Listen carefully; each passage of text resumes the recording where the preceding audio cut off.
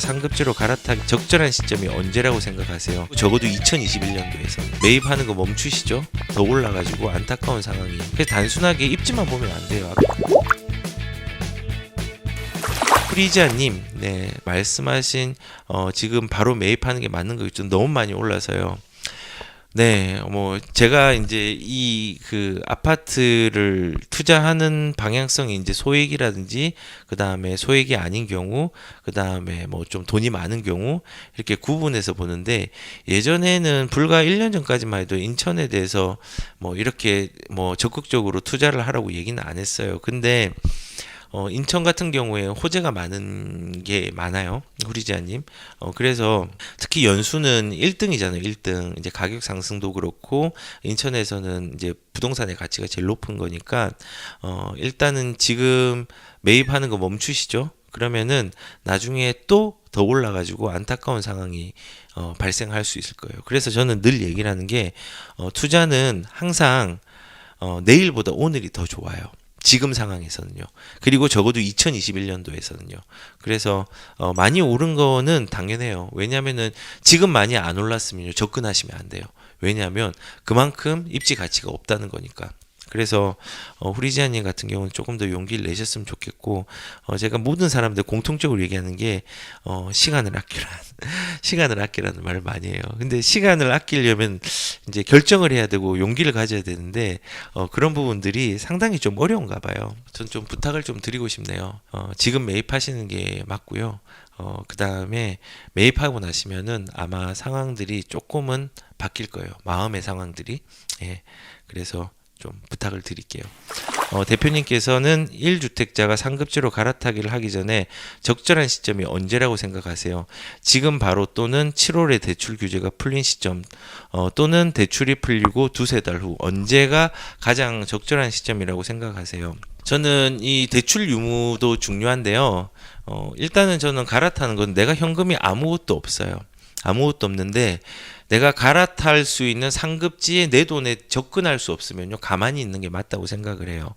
그러면은 이런 사람들 같은 경우는 지금 갈아타는 게 아니라 나중에 다음 상승장을 대비하는 조정장에 갈아타는 게 저는 맞다고 생각을 해요. 다만 현금이 2, 3억 정도가 더 있다. 근데 내 집을 파니까는 비과세 혜택을 받아가지고 한 8억이 생긴다. 그러면 이제 지금이 갈아타는 시점이고, 이상적인 거는 7월에 9억이 넘어가는 주택 뿐만 아니라 이제 6억이 넘어가면 대출이 좀 풀리는 시점이 있잖아요. 완화죠. 그러면은 뭐 그때를 잡아도 상관없는데, 저는 이 대출의 규제 유무랑 떠나서 내가 이제 재정적으로 확보할 수 있는 부분들이 지금 상급지로 갈 수 있는 재정으로 확보할 수 있는가를 제일 먼저 보고, 그게 가능하다면 지금이라도 상급지로 가도 상관없고, 그게 아니라 현금이 없어요. 요거 팔면은 요거로 수준으로 가야 돼요. 근데 상급지가 안 보여. 그러면은 다음 조정장을 이행하는 것도 나쁘진 않아요.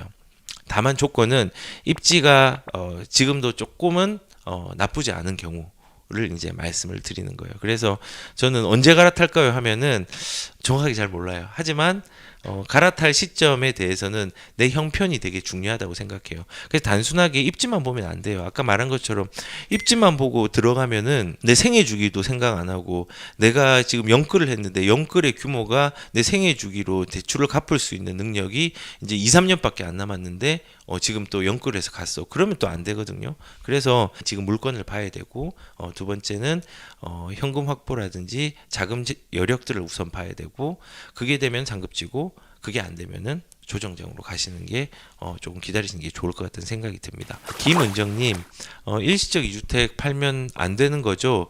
세금보다 상승이 더 큰 거 아닌가요? 위치에 따라 다른 거죠. 만약에 일시적 2주택에서 내가 지금 일시적 2주택을 하는 게 시세 차익 막 5, 6억이 나요. 근데 세금 내면은 4억이 세금이 깎여요. 그러면은 이제 파는 게 맞고, 그 이동하는 아파트가 상급지예요. 그러면 파는 거는 뭐 나쁘진 않은 것 같아요. 근데 이제 입지에 따라 다르겠지만, 때로는 2주택으로 세금보다 더 큰 상승을 누리면서 가는 것도 전략 중에 하나고요. 때로는 1주택으로서 그냥 가시는 것도 나쁘진 않아요. 다만 여기서 주의할 거는 지금은 세금의 중과가 큰 시장이기 때문에 만약에 1주택으로 했는데 현금이 한 4, 5억이 남았어요. 근데 그 돈을 어떻게 할 거예요? 그러면은 또 주택을 한 개 사야 되잖아요. 근데 상급지로 가려고 하고 더 좋은 걸 살려는데 가격이 높을수록 세금이 되게 커지잖아요. 그럴 경우에는 어차피 취득세를 많이 내고 뭐 양도세를 감면받는다고 하더라도 일시적 일가구 이주택으로 그럴 경우에는 차라리 중과를 조금 넘어서는 시기를 좀 기다려서 규제가 풀리고 난 다음에 일반 세율로 한 개를 팔고 나머지 하나를 비과세로 가는 방법으로 하는 것도 좋은 전략이 될 수 있을 것 같아요. 일단은 입지에 따라 달라져요.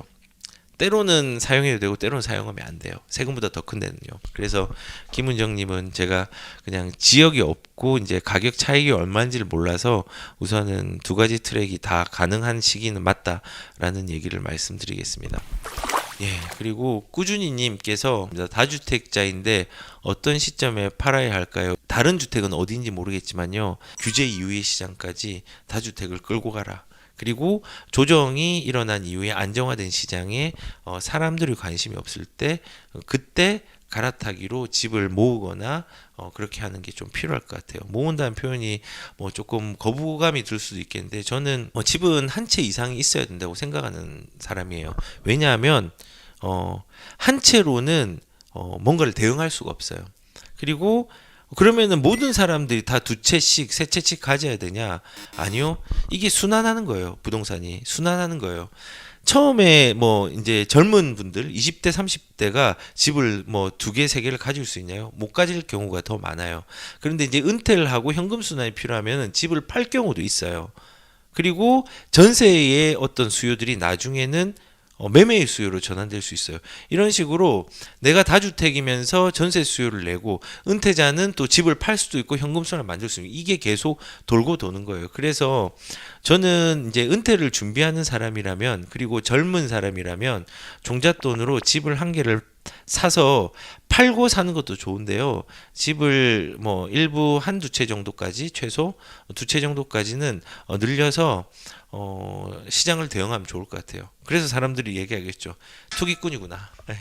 투기꾼이구나. 이 사람 투기꾼이구나. 이렇게 얘기할 수 있어요.